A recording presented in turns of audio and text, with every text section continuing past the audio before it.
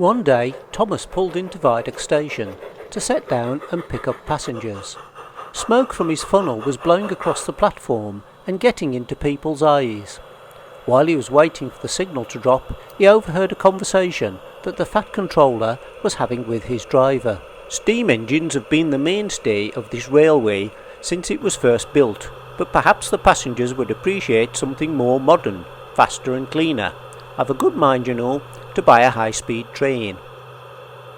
At that moment the signal changed and Thomas had to pull away. To say that he was unhappy would be an understatement.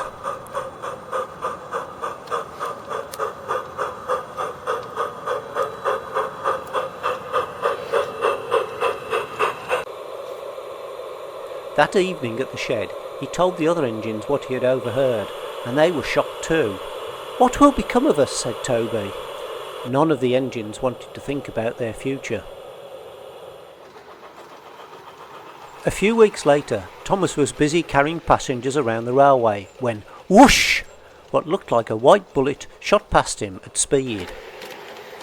Later, at Birdlick Junction, he saw that the Fat Controller had indeed carried out his word.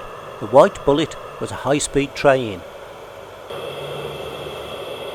With hardly a sound and with amazing acceleration, the high-speed train sailed out of the station without a breath of steam or smoke. Over the next few days, the other engines had similar experiences with the high-speed train.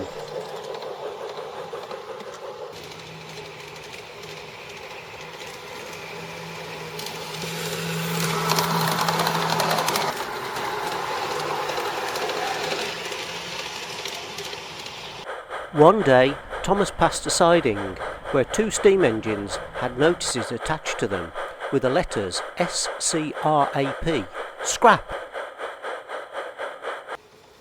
Thomas, Percy, James and Toby were all worried that the high-speed train would completely take over the railway and wondered what would happen to them. An air of despondency settled over what had always been a happy railway. The high-speed train was providing a fast, clean and efficient service. One day, when Toby and Thomas were at Birdlick Junction, the high-speed train rocketed through. Thomas shouted to Toby, "That's the trouble with high-speed trains, you know. They may get to their destination quickly, but that's because they don't bother to stop at most of the stations."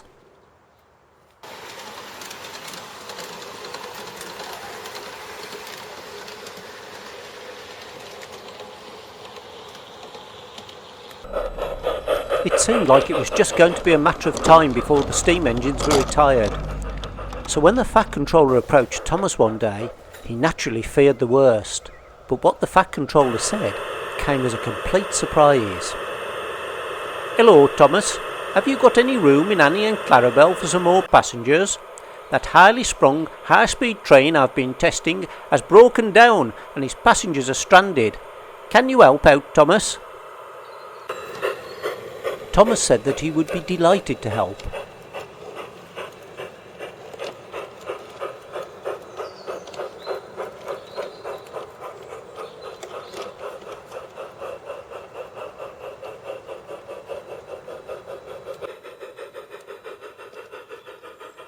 As he chugged along, he saw the high-speed train in the distance and could see that it was leaning to one side at an alarming angle. Its tilting mechanism had jammed, and it was obvious that the train was going nowhere.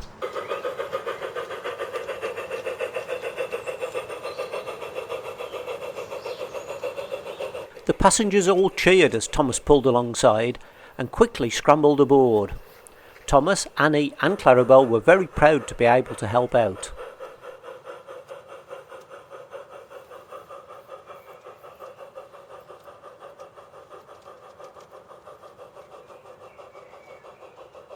That night at the shed, the Fat Controller came to talk to all of the engines. "The high-speed train has been sent packing. He was too temperamental and too full of his own self-importance. Breaking down was the final straw. You steam engines have always been reliable and will continue to run my railway for me." Percy couldn't help himself and shouted at the top of his voice, "3 cheers for the Fat Controller! Hip hip hooray! Hip hip hooray! Hip hip hooray!